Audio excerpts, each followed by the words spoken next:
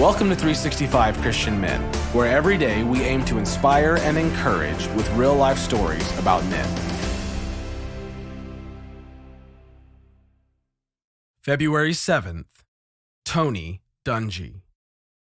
On this date, in 2007, Tony became the first black head coach to win the Super Bowl, the Indianapolis Colts versus the Chicago Bears in Super Bowl 41. The same year, Tony released his memoir, Quiet Strength: The Principles, Practices, and Priorities of a Winning Life, and it reached #1 on the hardcover nonfiction section of the New York Times bestseller list. Today's story gives us a look at some of Tony's priority setting. Learning to put God first starts with a decision. It takes a lifetime. When Tony Dungy first started playing in the NFL with the Pittsburgh Steelers, he was young and ready to win, but he had a problem keeping his cool. When he was in school, he was known for losing his temper, and on the basketball court, he often was given technical fouls. His dad scolded him about it, but Tony brushed it off. Venting helped him focus. But when he was vying for a permanent place on the Pittsburgh Steelers roster, things started to change. The change started with the Steelers Bible study. Tony believed in God and knew he was a Christian, but until he went to the Bible study, he never realized he was not putting God first in all that he did.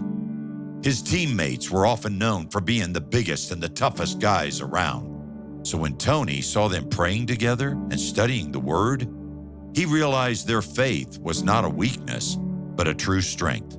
Strength they drew from God. Tony wanted to be strong in faith like these players were. Tony made the team, but during his second season, he got sick with mononucleosis.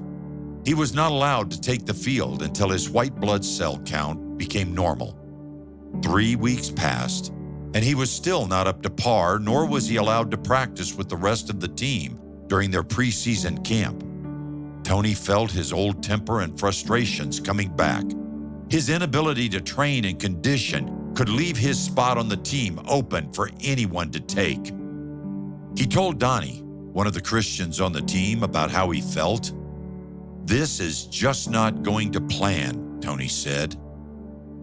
Donnie understood Tony's frustrations, but helped him put the situation in perspective. Donnie told him, "You profess to be a Christian, and you tell everybody that God is first place in your life. Now, when your career looks like it's teetering, we are getting a chance to see what really is first place for you." Tony agreed. He had been learning more about how to put God first and trust Him. "I'm trying to understand what you guys have, but all of a sudden I come to a crisis point and I begin to panic. My thought turns to, what am I going to do?" Donnie's answer was clear. All the Lord is trying to do is find out what is first place in your life. And right now, it looks like football is. What Donnie said made an impact on Tony. Donnie was telling it straight. Tony knew he needed to change. Football was something God allowed him to do, but it did not have to define him. His identity needed to be in God. Tony made a decision at that very moment to keep God first no matter what happened. Whether he was benched, healed, or even cut from the team, God would still be #1. 2 weeks passed, and Tony got better. Just in time for the first preseason game, he was able to return to practice with his team. That year, the Pittsburgh Steelers won 14 games and only lost 2. And later, won the Super Bowl against the Dallas Cowboys with a score of 35-31. Tony led the team and tied for 10th place in the entire NFL in interceptions. But despite his success as a player and later as a coach, Tony Dungy never forgot the most important achievement of his life: learning to put God first. When he was eventually traded and then saw his career on the verge of collapse, he knew from experience that as long as he kept God first, God would handle things. The door shut on his career as a player in the NFL, but an even bigger door opened for him to become one of the most well-known and respected coaches of all time. God tells us in Matthew 6:33, "But seek first his kingdom and his righteousness, and all these things will be given to you as well." What would you say is first in your life? You, your career, your family, or God? What would your family and friends say is first in your life? What is holding you back from trusting God and putting him first in your life today? Are you ready to pray and say, "God, help me make you first in every area of my life"?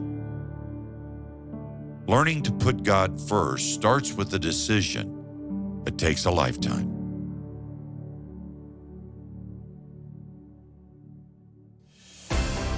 Thank you for listening to today's story. Every day of the year, our hope is to inspire you with real-life stories of faithful men who have gone before us. Hebrews 12:1 says, "Therefore, since we are surrounded by so great a cloud of witnesses, let us lay aside every weight and the sin that so easily ensnares us. Let us run with endurance the race that is set before us." Join us tomorrow for another story at 365christianmen.com.